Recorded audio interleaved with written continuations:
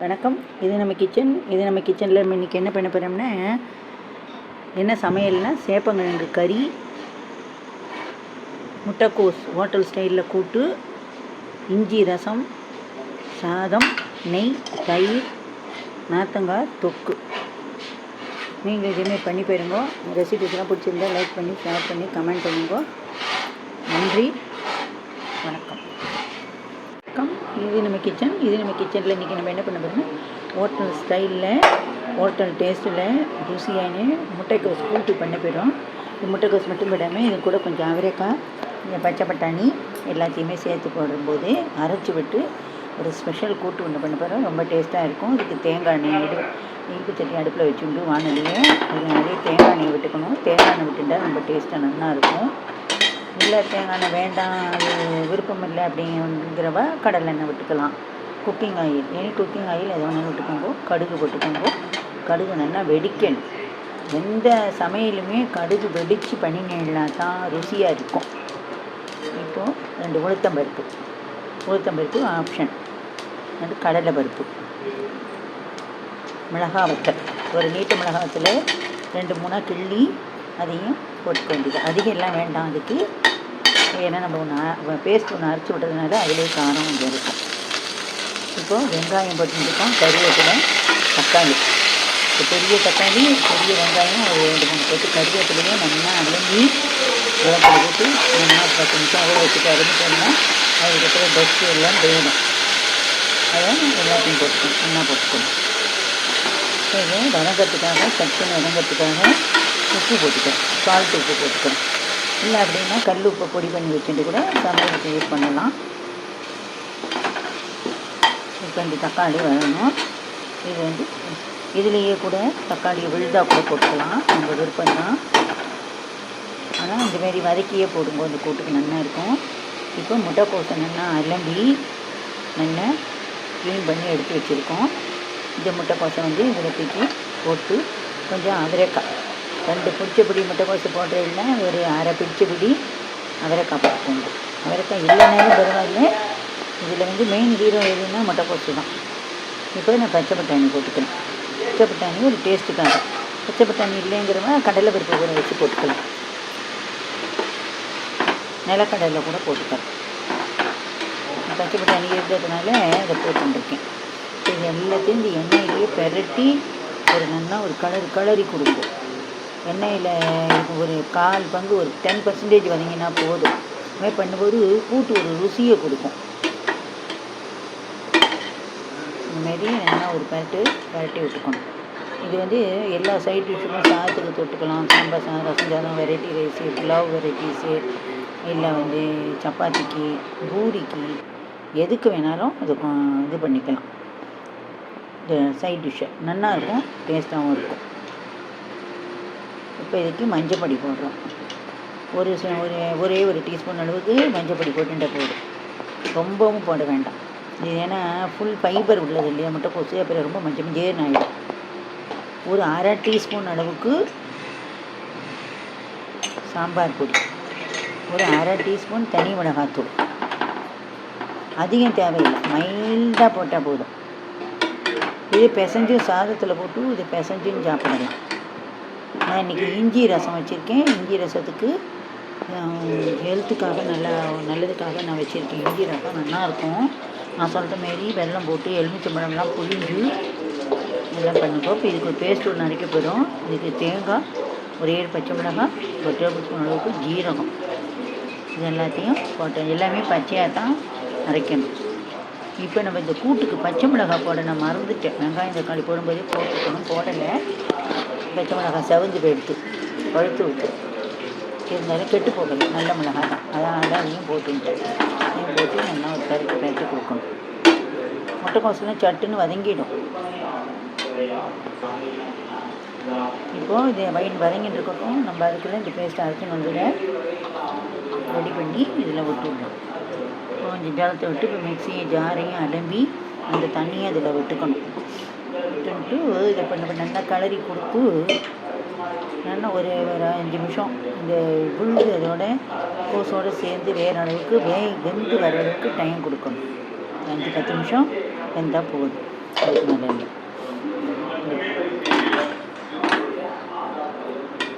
Hotel டேஸ்ட்டில் என்ன இருக்கும்.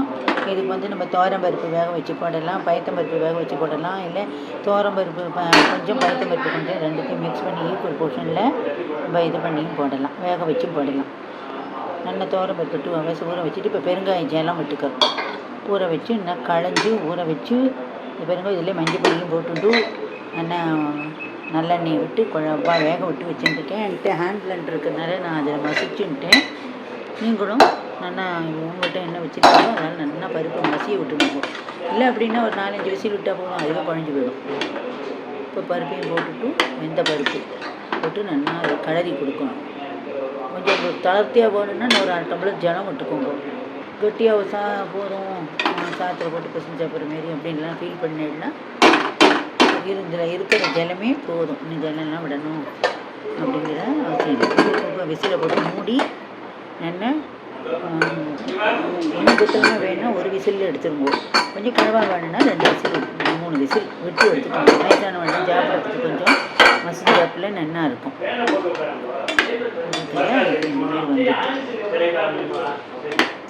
ஹோட்டல்லாம் கூட்டுன்னா இந்தமாரி மெத்தோடுலேயும் பண்ணுறா, இதுமாரியும் பண்ணலாம்.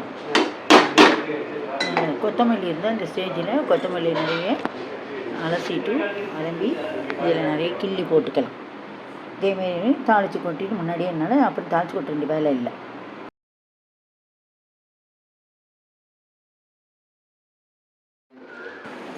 வணக்கம், இது நம்ம கிச்சன். கிச்சனில் நம்ம இன்றைக்கி என்ன பண்ண போகிறோன்னா இஞ்சி ரசம் வைக்க போகிறோம். இஞ்சி ரசம் டைஜஷனுக்கு ரொம்ப நல்லது. நம்ம தாவணி ஆகட்டும், ஓணம் பண்டிகைக்கெலாம் நிறைய ஸ்வீட்டு இதெல்லாம் சாப்பிட்டு டைஜஷன் பிரச்சனையோடு இருக்கிறவங்களுக்காக இந்த ரசம் வைக்கிறேன். நான் நல்லா கெட்டியாக புளி கரைசல் விட்டுட்டு நல்லா நீட்டாக கரைச்சி நடுங்கோ, கருவேப்பிலை போட்டு நடுங்கோ, தக்காளி பழத்தை நல்லா நறுக்கி போட்டு நடுங்கோ. இதுக்கு பொடியெல்லாம் தேவை கிடையாது, ரசப்பொடி அதெல்லாம் தேவை கிடையாது. இதுக்குன்னு ஒரு பொடி இருக்குது, அதை அரைச்சி விடணும். இப்போ பெருங்காய ஜலம் போட்டுண்டாச்சு, மஞ்சள் பொடி போட்டுருக்கேன். இந்த ரசம் வந்து ரொம்ப நாக்குக்கு விறுவிறுப்பாக ரொம்ப நல்லாயிருக்கும். நீங்கள் தனியாகவும் சுட வச்சும் சூப்பு மாரியும் குடிக்கலாம். இப்போ உப்பு போட்டுக்கணும், கல் உப்பும் போட்டுக்கலாம், சால்ட்டும் போட்டுக்கலாம், எது வேணாலும் போட்டுக்கலாம். நல்லது தான். இப்போ இது கண்டிப்பாக நம்ம வெல்லம் போடணும். இஞ்சி சேர்க்கறதுனால கொஞ்சம் வெல்லம் சேர்த்தா தான் அது அந்த அரிசியையும் எடுத்து கொடுக்கும். இப்போ இது நல்லா பச்சை வாசனை, இந்த புளி வாசனை பச்சை வாசனை போக கொதிக்கணும். அப்புறம் இந்த தக்காளி நல்லா வெந்து தோல் பிரிஞ்சு வர்ற அளவுக்கு கொதிக்க விடணும்.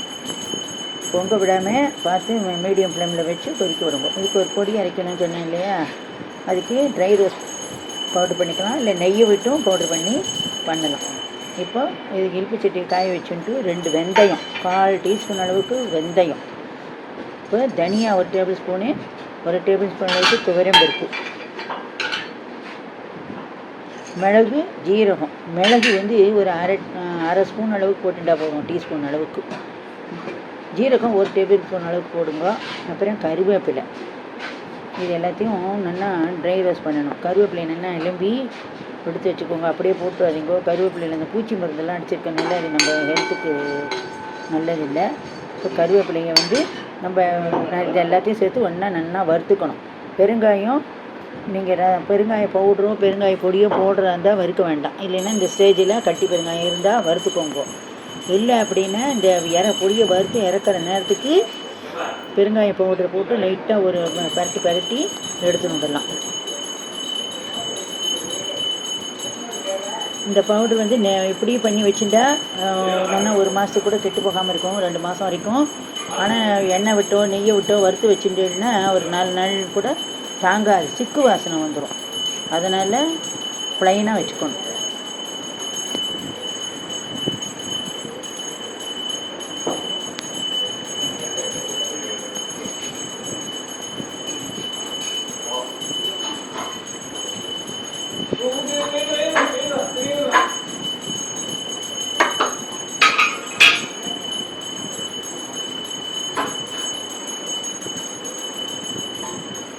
இப்போ என்ன, இந்த தேங்காய் துருவல் கொஞ்சம் போட்டுக்கணும்.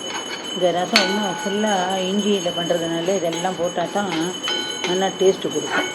கொப்பரை தேங்காய் இருந்தாலும் போட்டுக்கலாம், இல்லை சாதாரணமாக தேங்காய் துருவலை ட்ரை ரோஸ்ட் பண்ணி நல்லா வறுத்து விடணும். இதை நல்லா வறுத்துட்டு ஆற விடணும். ஆறினதுக்கப்புறம் தான் பவுட்ரு பண்ணணும். கோர்ஸ் பவுடராக பண்ணி விடுங்கோ. இப்போ இதை நம்ம வறுத்து தனியாக எடுத்து வச்சுனா ஆறினதுக்கப்புறம் மிக்சியில் ஒரு கோர்ஸ் பவுடராக அரைச்சி எடுத்துக்கணும். இப்போ ஜலம் விட்டெல்லாம் அரைக்கணுங்கிற அவசியம் கிடையாது. இதுமாரி எல்லாத்தையும் எடுத்துக்கணும். ரசம் நல்லா கொதி வாசனை வந்துட்டு பச்சை வாசனையெல்லாம் போயிட்டான்னு பார்த்துக்கணும். புளியோட பச்சை வாசனையும் தக்காளியும் நல்லா வெந்துட்டான்னு பார்க்கணும். இப்போ இதை நல்லா ஆறி எடுத்து நல்லா பவுட்ரு பண்ணின்னு விடணும். இதுமாரி பவுட்ரு பண்ணிவிட்டு ஆற விடணும். சுட சுட பண்ணிட்டோம்னா ஜார்லேயே ஒட்டினிடும். மிக்ஸி ஜார் மூடி தூக்கி அடிச்சிடும். அப்புறம் இந்தமாரி பவுட்ரு பண்ணி வச்சுக்கணும். இந்த அளவுக்கு கோர்ஸாக இருக்கணும். நைஸ் பவுடர்லாம் பண்ணக்கூடாது. இப்போ ஜலம் நல்லா ரசம் நல்லா கொதிச்சு விடுத்து இதை பார்த்தீங்கன்னா இந்தமாரி வரணும். வாசனை நல்லா கொதிக்கும் போதே தெரியும். இப்போ இந்த பவுடரெல்லாம் இதில் போடணும். போட்டு ஒரே ஒரு கொதி வரணும். இதுக்கப்புறம் தான் இந்த மிக்ஸி ஜாரை நல்லா ஒட்டை இருக்கிற பவுடர்லாம் எடுத்துட்டதுக்கப்புறம் மிக்ஸி ஜாரில் கொஞ்சம் ஜலத்தை விட்டு அலும்பி இதில் விட்டுன்னு விடணும். வேஸ்ட் பண்ணாமல் விட்டு விடுங்க. இன்னொரு ஆப்ஷன் என்னென்னா, இந்த தக்காளியை இப்போ நம்ம கட் பண்ணி போட்டிருக்கோம் இல்லையா, மிக்ஸியில் கூட 1-2 கோர்ஸாக தக்காளியை அரைச்சிட்டு அந்த மாரியும் போட்டுக்கலாம். இல்லை ஒரு தக்காளியை கோர்ஸாக அரைச்சிட்டு ஒரு தக்காளியை கட் பண்ணி அந்தமாரி போட்டு விடலாம். இப்போ இது நல்லா ஒரு கொதி வரும். பருப்பு துவரம் பருப்போ பயத்தம்பருப்போ ஏதோ ஒன்று நல்லா அலும்பிட்டு 2 மணி நேரம் ஊற வச்சுட்டு மஞ்சப்பொடி போட்டு நல்லெண்ணெய் விட்டு நல்லா குழவா வேக விட்டு எடுத்துக்கலாம். இல்லை துவரம் பருப்பு பாதி பயத்தம்பருப்பு பாதி கூட போட்டு வேக வச்சுக்கலாம். அது நல்லா வச்சுட்டு நல்லா மசிச்சுண்டு அதுக்கப்புறம் அதை நல்லா ஜலத்தை விட்டு கரைச்சி இந்தமாரி விடணும்.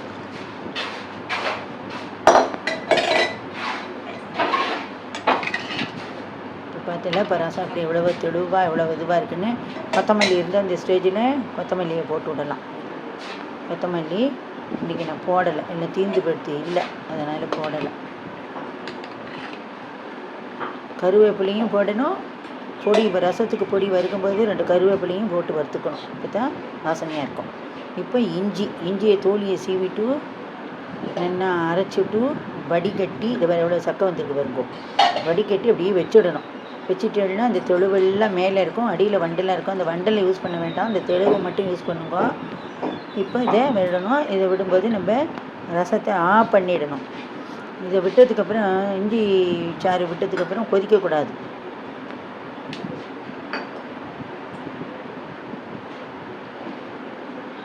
இப்போ எலுமிச்சம்பழம், ஒரு எலுமிச்சம்பழமோ 1.5 எலுமிச்சம்பழமோ நமக்கு எவ்வளவு புளிப்பு சுவை தேவையோ அதுக்கு தகுந்தாப்பில் எலுமிச்சம்பழத்தை புழிஞ்சு வடிகட்டி கொஞ்சம் ஜலத்தையும் விட்டு வடிகட்டி இந்தமாரி விடணும். இதுவும் ரசம் ஆஃப் பண்ணினதுக்கப்புறம் தான் விடணும்.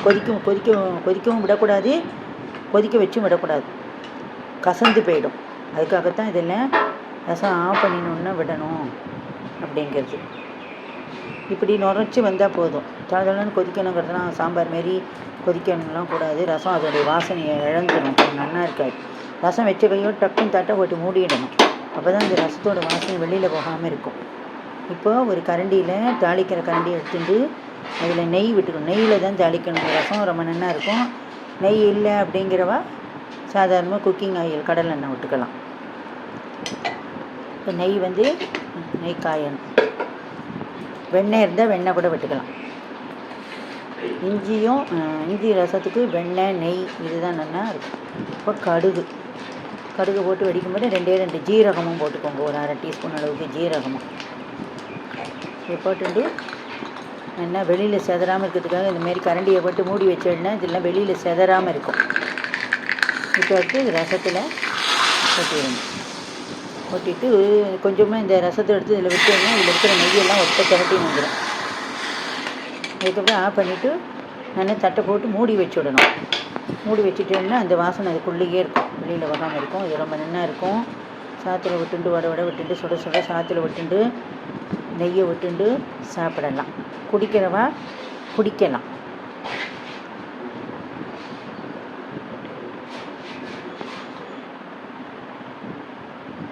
இதேமாரி நீங்களும் பண்ணி பாருங்க. நன்றி, வணக்கம்.